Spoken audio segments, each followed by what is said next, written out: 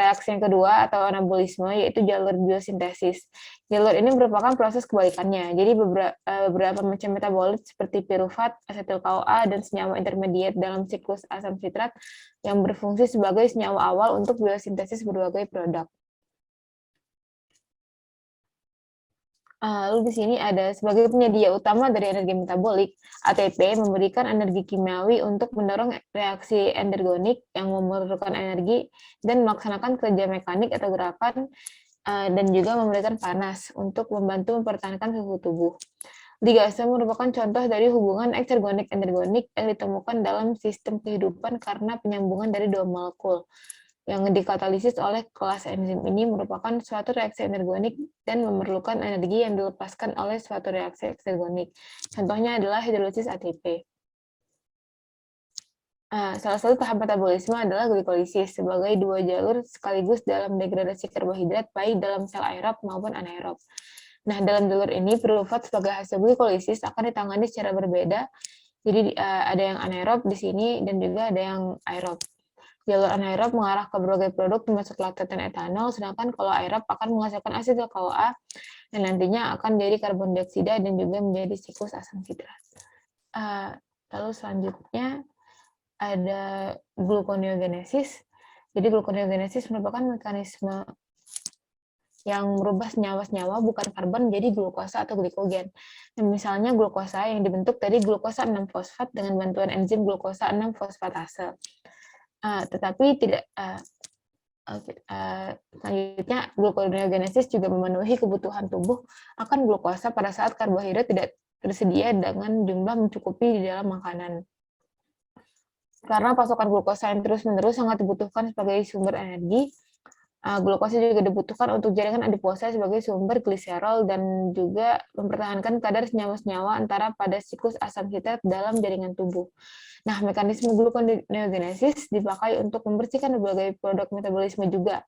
Metabolisme jaringan lainnya dari dalam darah, misalnya laktat yang dihasilkan oleh otot, serta eritrosit dan gliserol yang dihasilkan oleh adiposa, serta propionat yang merupakan asam glukogenik dari hewan pemamah biak. Nah, hanya sebagian dari laktat yang terbentuk pada kerja berat yang akan dioksidasi dalam jaringan yang lain. Sisanya akan diubah lagi jadi glukosa, atau misalnya glukosa tadi masih cukup, akan diubah lagi menjadi lemak.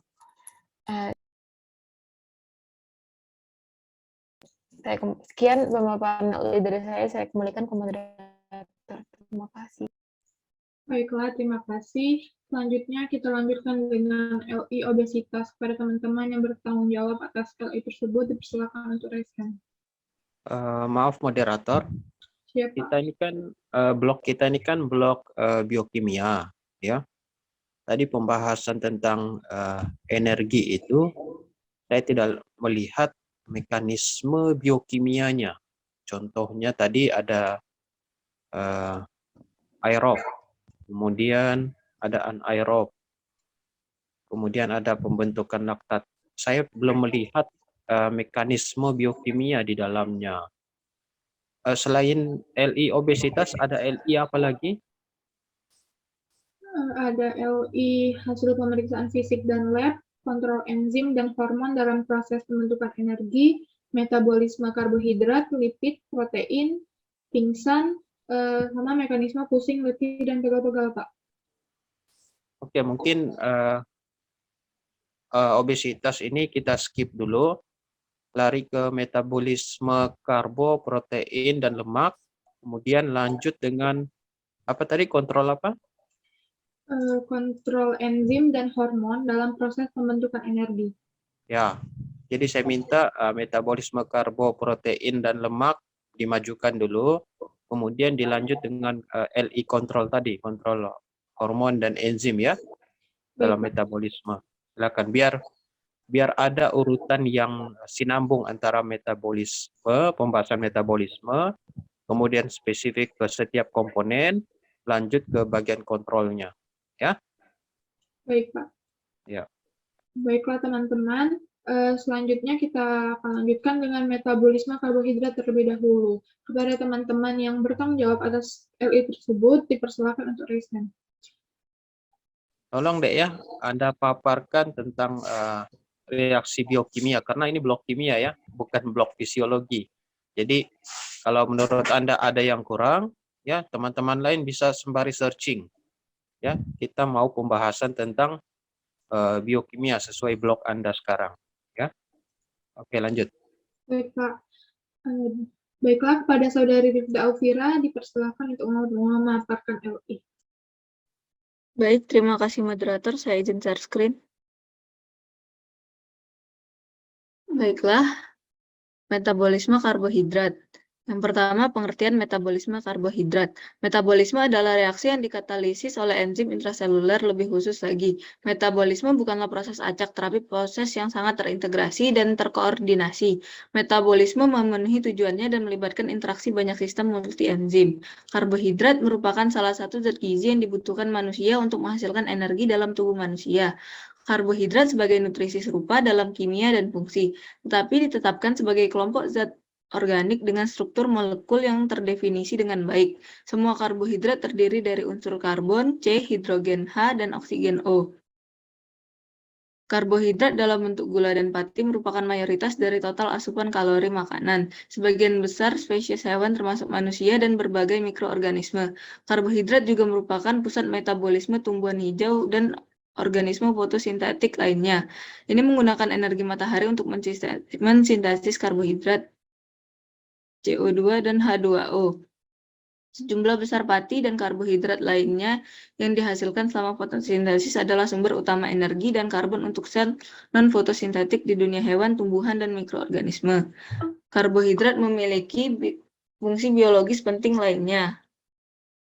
Dan pati dan glikogen berfungsi sebagai sumber glukosa sementara. Polimer karbohidrat tidak larut bertindak sebagai elemen struktural dan penyangga dinding sel bakteri dan tumbuhan serta jaringan ikat dan dinding sel organisme hidup.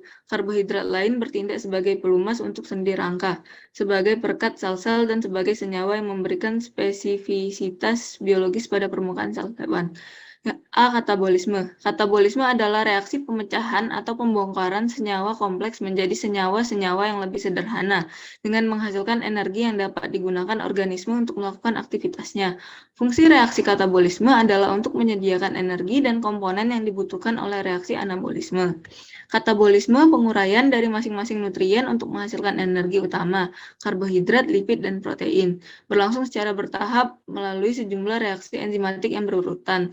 Terdapat 3 tahap utama katabolisme aerobik seperti tahap 1, makromolekul, sel dipecahkan menjadi unit-unit pembangun utamanya. Jadi polisakarida dipecah menjadi heksosa atau pentosa. Tahap katabolisme 2 sebagai produk terbentuk di dalam tahap 1 dikumpulkan dan diubah menjadi sejumlah lebih kecil molekul-molekul yang lebih sederhana. Jadi heksosa, pentosa, gliserol dari tahap 1 diuraikan menjadi satu jenis senyawa antara 3 karbon, pirufat, yang kemudian diubah menjadi satu jenis 2 karbon yaitu gugus asetil dari asetil koenzim A dengan cara yang sama. Asam lemak dan kerangka karbon dari hampir semua asam amino juga dipecah membentuk gugus asetil-CoA. Asetil-CoA merupakan produk akhir yang bersifat umum dari tahap 2 katabolisme. Pada tahap 3, gugusan asetil dari asetil-CoA diberikan pada siklus asam sitrat, yaitu lintas alur yang dilalui oleh nutrien penghasil energi. Pertama, di sini terjadi oksidasi nutrien, menghasilkan karbon dioksida, air, dan amonia, satu produk nitrogen lain. Lintas akhir katabolisme karenanya menyerupai sungai yang luas yang diakhiri dari berbagai cabang anak sungai.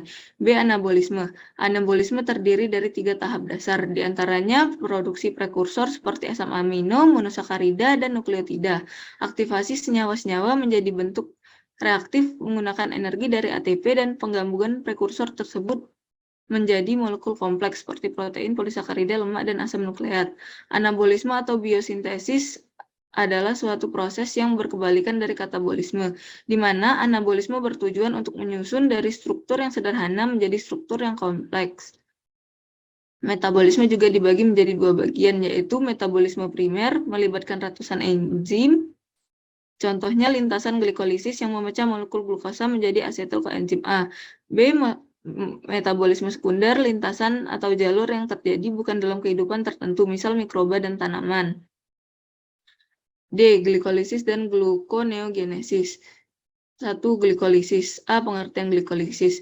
Glikolisis adalah